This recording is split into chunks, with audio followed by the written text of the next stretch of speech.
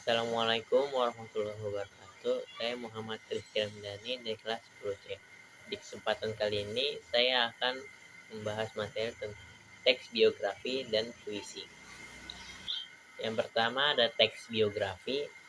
Pengertian teks biografi. Teks biografi adalah teks yang berisikan kisah suatu tokoh dalam mengarungi kehidupannya. Teks ini ditulis oleh seseorang agar tokoh tersebut dapat diteladani banyak orang. Penulisan kisah hidup tokoh mencakup permasalahan yang pernah dihadapi maupun kelebihan-kelebihan tokoh yang dapat menginspirasi. Biografi biasanya berisi tentang sejarah hidup seseorang sejak lahir hingga saat ini, bahkan sampai tokoh tersebut meninggal dunia. Tokoh yang biasanya dibuat biografi antara lain tokoh terkenal, orang sukses, dan seseorang yang berpengaruh atau inspiratif di masyarakat. Contohnya seperti pahlawan, negarawan, penemu, pengusaha, sastrawan, dan sebagainya. Sama dengan biografi, terdapat pula teks autobiografi. Autobiografi adalah teks yang berisikan kisah hidup seseorang atau tokoh yang ditulis oleh dirinya sendiri, namun perbedaannya terletak pada penulisannya. Biografi ditulis oleh orang lain, sedangkan autobiografi ditulis oleh dirinya sendiri. Struktur teks biografi terdiri atas 3 bagian, yaitu orientasi, kejadian atau peristiwa penting, dan reorientasi. Yang pertama, orientasi. Orientasi merupakan struktur bagian awal dari teks biografi. Bagian ini mencakup pengenalan tokoh dan latar belakang kisah atau peristiwa yang akan diceritakan pada bagian selanjutnya. Orientasi berfungsi untuk memudahkan pembaca dalam memahami informasi dasar mengenai peristiwa yang diceritakan. Bagian ini juga merupakan pengantar sebelum masuk ke pembahasan yang lebih rinci atau kejadian penting. Yang kedua, kejadian atau peristiwa penting. Selanjutnya, peristiwa penting. Pada bagian ini diceritakan tentang rangkaian peristiwa, yaitu kejadian utama yang dialami tokoh.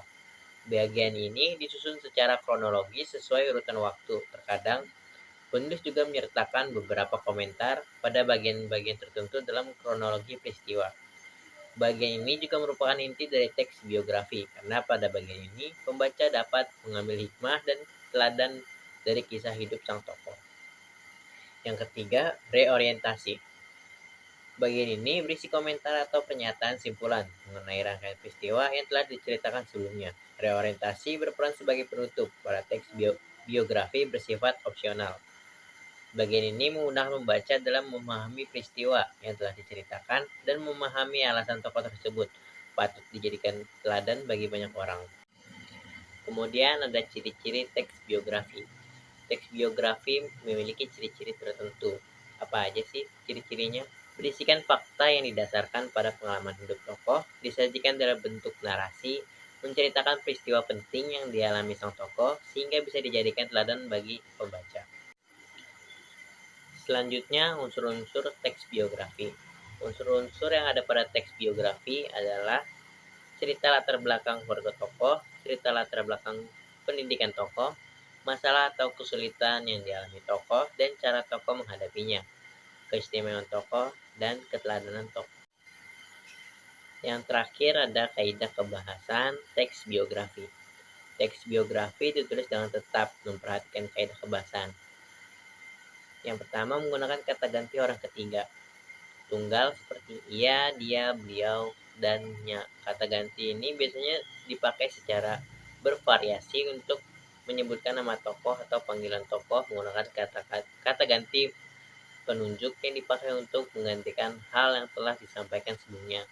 Kata ganti penunjuk ditandai dengan kata ini dan itu, menggunakan penanda waktu berupa konjungsi seperti sejak dan ketika, menggunakan kata depan menunjukkan. Selanjutnya adalah puisi. Pengertian puisi. Puisi merupakan satu bentuk karya sastra yang berisi ungkapan hati, pikiran, dan perasaan penyair yang dituangkan dengan memanfaatkan segala daya bahasa, kreativitas, dan imajinasi pengarang dengan rangkaian bahasa yang indah serta mengandung irama juga makna. Adapun ciri-ciri puisi. Puisi memiliki ciri yang membedakan dengan karya sastra lainnya, yaitu berisi ungkapan pikiran, perasaan, dan pengalaman penyair yang bersifat imajinatif. menggunakan bahasa konotatif, terdapat pemadatan segala unsur daya bahasa, terdapat menggunakan diksi yang tepat dan memerhatikan irama atau bunyi, dan dibentuk oleh tipografi. Jenis-jenis puisi berdasarkan isi.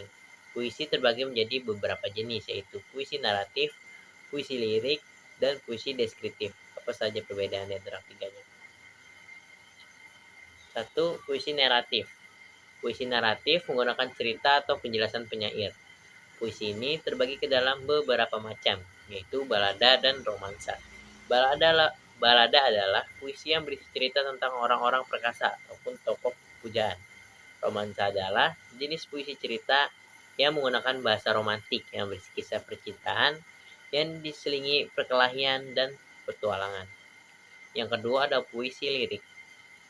Puisi lirik berisi ungkapan perasaan yang tersusun dalam larik-larik atau baris. Puisi lirik terdiri dari 3 jenis, yaitu elegi, ode, dan serenada. Elegi adalah puisi yang mengungkapkan perasaan duka, sementara itu ode adalah puisi yang berisi pujian terhadap seseorang, suatu hal atau suatu keadaan. Terakhir, serenada merupakan sajak percintaan yang dapat dinyanyikan. Kata serenada sendiri berarti nyanyian yang dapat dinyanyikan di waktu senja. Yang ketiga, puisi deskriptif. Puisi deskriptif adalah puisi yang disampaikan oleh penulis untuk memberi kesan terhadap keadaan peristiwa, benda, atau suasana yang dipandang menarik kepada pembaca. Puisi termasuk ke dalam jenis puisi deskriptif, bicara, satir, dan puisi yang bersifat kritik sosial. Adapun unsur pembangun puisi.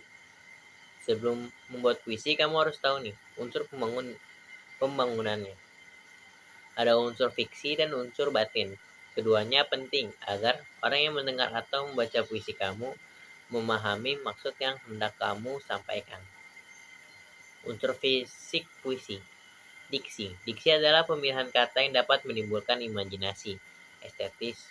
Penyair dalam membuat puisi harus selalu mempertimbangkan diksi agar memberikan kekuatan dan daya magis.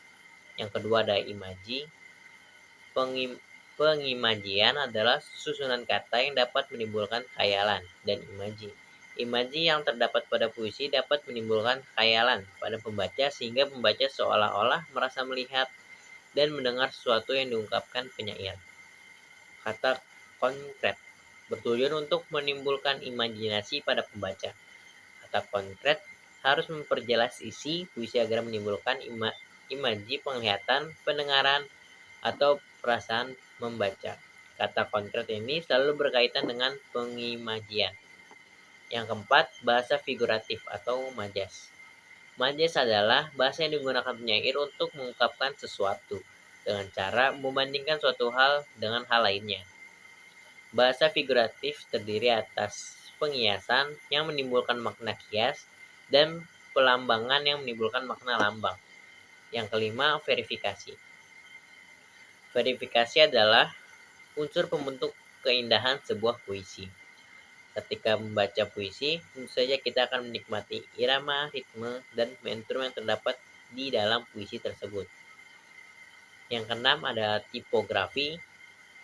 Tipografi adalah pembeda yang penting antara puisi dengan prosa dan drama. Tipografi merupakan bentuk puisi seperti halaman yang tidak dipenuhi kata-kata. Tepi kanan kiri, pengaturan barisnya hingga baris puisi ini tidak selalu dimulai dengan huruf kapital dan diakhiri dengan tanda titik.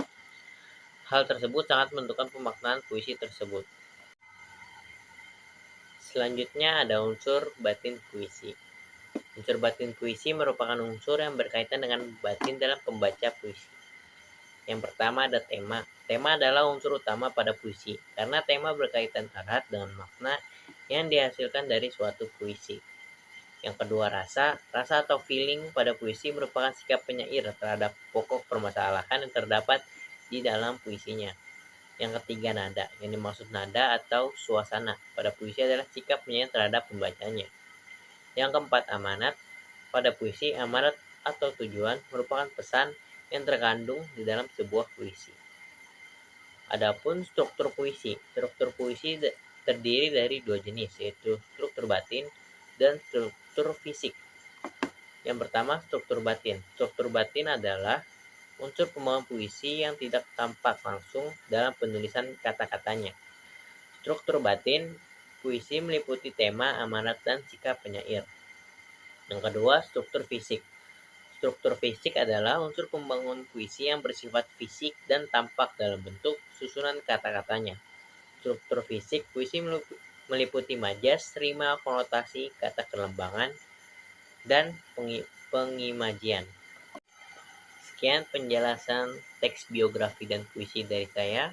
Kurang lebihnya mohon maaf. Wassalamualaikum warahmatullahi wabarakatuh.